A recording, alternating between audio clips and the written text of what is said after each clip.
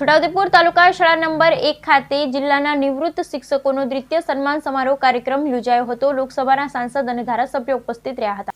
છોટાઉદેપુર તાલુકા શાળા નંબર 1 ખાતે જિલ્લાના નિવૃત્ત શિક્ષકોનો દ્વિતીય સન્માન સમારોહ કાર્યક્રમ યોજાયો હતો।